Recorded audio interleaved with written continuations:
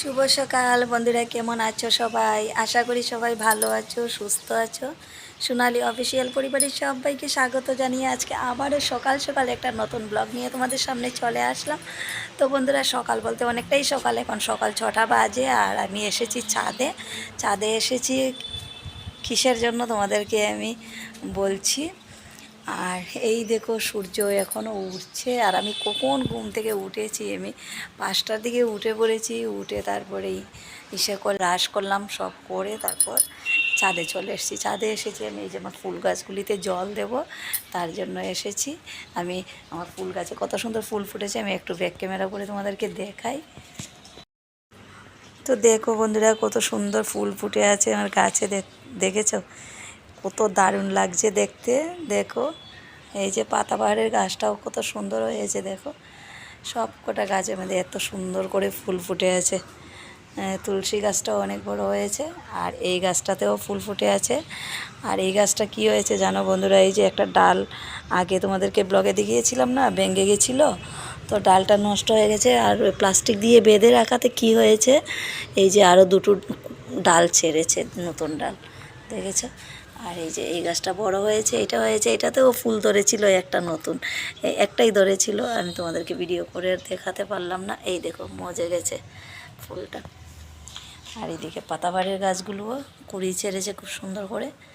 এই দেখো, এই ফুল গাছে জল দেওয়ার জন্যই এসেছি আমি ছাদে। এই যে এইদিকে সূর্য উঠছে, দেখেছ, এখনও উঠেনি, উঠছে এখনও সূর্য, কেমন মেঘলা মেঘলা করে নিয়েছে।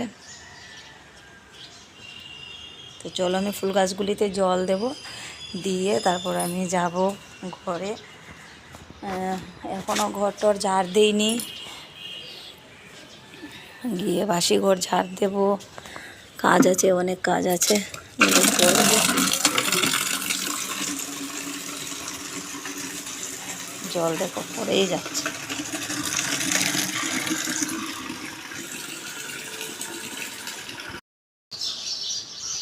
চড়ুই পাখিগুলি কি সুন্দর করে কিচিমিচি কিচিমিচি করে ডাকছে, দেখো।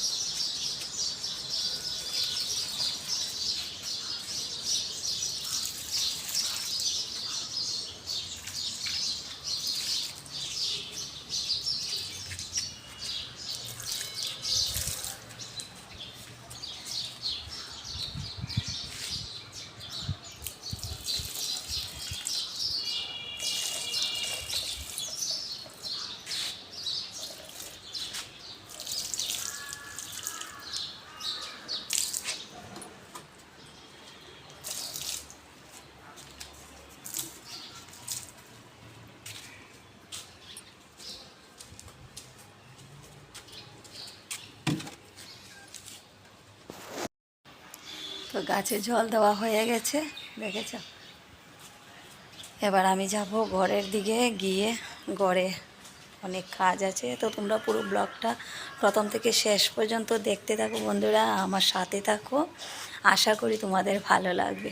তো চলো যাই আমি ঘরে।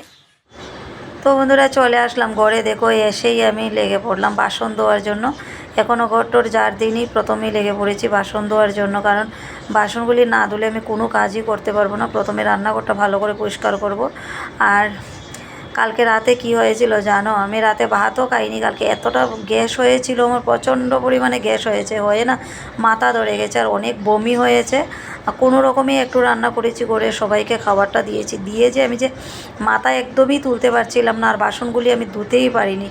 তো বাসন টাসন এগুলি রেখে দিয়েছিলাম, কারণ রান্নাঘরে দেখবে তুমি, কখনও দেখবে তোমরা বেশিরভাগই দেখতে থাকো আমার ব্লগের মধ্যে, আমি রান্নাঘরে রাতে বাসন রাখি না, এঁটো বাসনগুলি সব ধুয়ে টুয়ে গ্যাস ট্যাস পরিষ্কার করে রাখি। আর কালকে আমি একদমই পারছিলাম না, তারপর আর কি করব, কিছু করার নেই, তো বাসনগুলি আর ধুতে পারিনি। কিন্তু সকাল সকাল উঠেই দেখো কি একটা বিরক্তি ভাব লাগছে, রান্নাঘরের দিকে তাকিয়ে দেখি একদম পুরো ঘরে সকরা টকরা, একদম ভাল লাগছিল না। তো তার জন্য এসেই দেখো আমি প্রথমেই রান্নাঘরটাকে পরিষ্কার করলাম, বাসন সব ধুলাম, ধুয়ে তারপর গ্যাস ট্যাস মুছে এখন রান্নাঘরটাও মুছে নিচ্ছি। তারপর আমি যাব এই বড় ঘরের দিকে, গিয়ে তারপর ঘর টর ঝাড় দেবো, দিয়ে তারপর এসে টিফিন বানাবো। তো এসে পড়েছি বন্ধুরা, অনেকক্ষণ হয়েছে এসে। এই দেখো আমি বানাচ্ছি ঘুগনি আর এইদিকে রুটি হয়ে গেছে দেখো। তো কখনই এসেছি রান্না করে, এসে এই যে করলাম সকালের টিফিন বানিয়ে নিলাম, রুটি ঘুগনি। আর আগে তো বাসনগুলি ধুয়েছি, তোমরা দেখেছো। তো গামলার মধ্যে রেখেছিলাম, জল ঝরে গেছে, এবার বাসনগুলি সব গুছিয়ে নিয়েছি। এখন এই যে বাসনগুলি, কতগুলি বাসন বেরিয়েছে দেখো, এগুলি সব এখন যে টিফিন করলাম, রুটি বানালাম, ইসে করলাম, ওই বাসনগুলি এখন দিশা ধুয়ে নিচ্ছে। আর আমি এদিকে গিয়ে তো সব বিছনাগুলি বালিশ টালিশ যা ছিল সব উপরে নিয়ে রোদে দিয়ে এসেছি। এসে কতদিন থেকে ভাবছি এই যে কোটোগুলিতে আমি সেগুলি রাখি না, ছোট ছোট সাজার জিনিস, কানের টানের, এগুলি একদম এলোমেলো হয়ে আছে। ভাবছি গুছানো হচ্ছিল না, তো আজকে ভাবলাম আজকেই গুছাবো। তো এগুলি সব গুছগাছ করলাম, করে কৃষ্ণাও আমার সামনে বসা ছিল, আর দীপও বসে বসে পড়ছে, আবার ও এসে আমাদের সামনে দেখছে, ওই করছিল।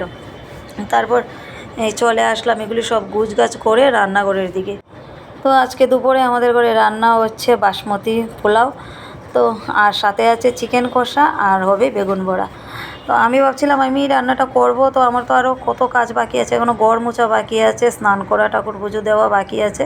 তো কৃষ্ণা বলছে তুমি আমাকে এগুলি সব ধুয়ে টুয়ে কেটে রেডি করে দিয়ে যাও, আর আমি রান্নাটা করি। আমি রান্না করতে করতে তুমি স্নান করে পুজো টুজো দিয়ে চলে আসো।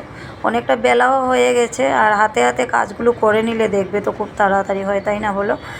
তো তার জন্য আমি এগুলি সব রেডি করে দিয়ে গেছি, আর ও এদিকে রান্না করছে। এখন দেখো পোলাওটা হয়ে গেছে, আর সে শুধু বাকি আছে মাংস কষাটা করা আর বেগুন বড়া করা। তো বন্ধুরা রান্না আমাদের কমপ্লিট, আমি স্নান করে চলে এসেছি, আর কৃষ্ণ রান্নাটা করলো। এসে আমি দেখো এদিকে সবাইকে খাবারটা দিচ্ছি, আর কড়াইয়ে এখনও আছে চিকেন কষা, আর এদিকে আরও হচ্ছে পকোড়া, এই পকোড়া বলছি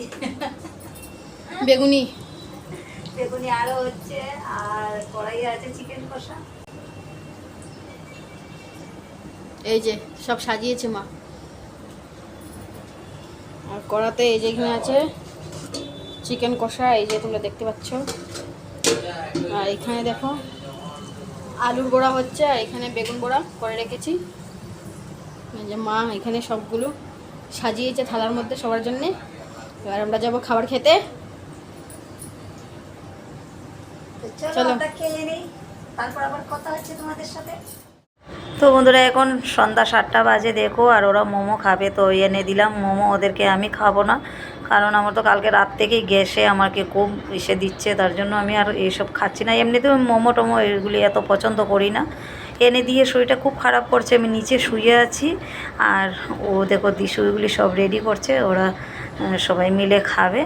তো বন্ধুরা আজকে ব্লগটা এখানেই শেষ করছি। ভালো লাগলে আমার পাশে থেকো সবাই, আবার দেখা হবে নতুন একটা ব্লগের সাথে। টাটা।